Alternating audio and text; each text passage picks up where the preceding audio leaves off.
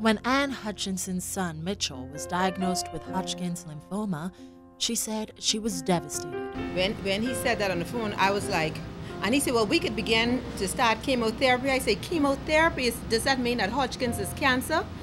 And so he said, yes. Just weeks after returning to finish his senior year at Jarvis Christian College in Hawkins, Texas, 24-year-old Mitchell Johnson received the news on July 31st last year that his lymph nodes, small bean-like nodes in the body that trap cells that contain waste products to be cleaned out of the body, had been taken over by cancerous tumors. The cancer had spread throughout all the lymph nodes in his body, and he needed chemotherapy to kill those cells. So anyway, his chemo started, and the doctors told us that when he started the chemo, he's going to be 2 weeks, so she doesn't even know if he would be able to go to school, and basketball would be definitely out of the question because. And so basically, we had a conference call with his coach because, you know, he's on a full scholarship. We had a conference call with his coach, with the doctor, me and Mitchell right in there. And she was telling us that she don't see how he's going to be able to play basketball. But Mitch did in fact play basketball, and all throughout his chemotherapy, despite doctors' warnings and the beating the treatment placed on his body. Anne said she had to send her son back to college so that he could have a shot at achieving his dream. Because, you know, Mitchell is a Christian, he believed in God.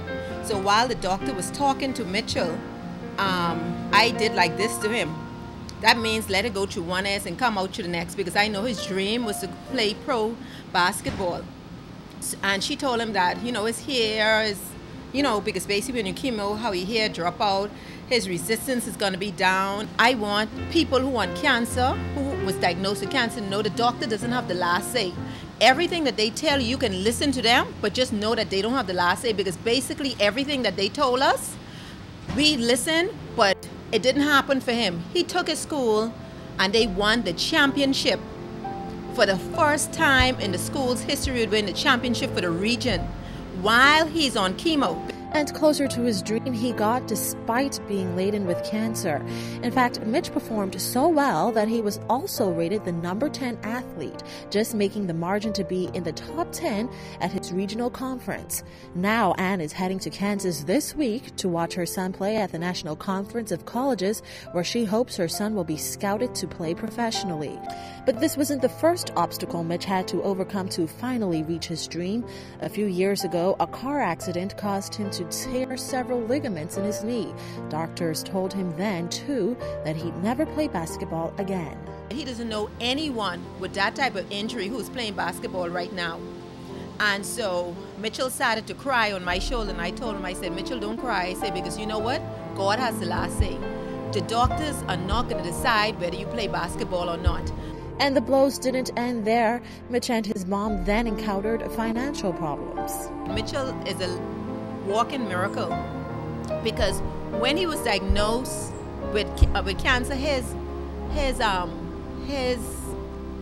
insurance had just up, and so, you know, because I know when people taking chemo, you have to raise a lot of money, and I say, God, I always kept my kids in insurance, and I have no intentions of having no chicken or steak sale or anything like that, because, you know, I'm not into selling. I just don't like that.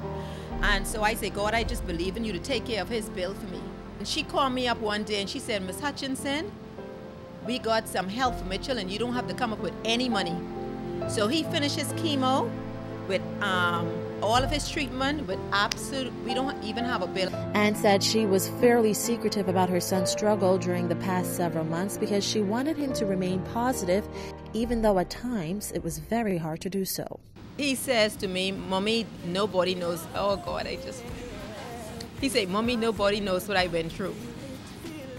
He said, because as a matter of fact, when he called me up and he told me they won the championship, I started to cry on the phone because he won that championship, and it wasn't a championship, it was that he went through the championship on chemo and it was really, really tough on his body. And so people don't really know. So when we cried, it wasn't because of the championship, it was more because I felt like he went through hell. And now, 7 months later, just 2 weeks ago, doctors performed a full-body scan on Mitch's body and found no trace of the cancer. We put our trust in God for for him to be healed of cancer. And I called them up. I said, Mitch, you know the Bible says you speak those things which are not as though they are. I say, when you talk, you don't ever say you have cancer. You always talk as if you heal. Your knees, you always talk as if you heal. And that's all. And I say, if anyone talk negative around you, you cut them off. God heal him from that knee.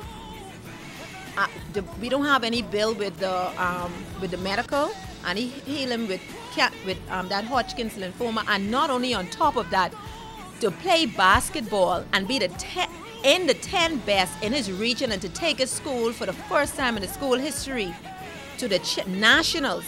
I think that's a work of God, and that's a miracle. A true testament of the healing power of faith, hope, and prayer. For Living Healthier, I'm Paige Ferguson.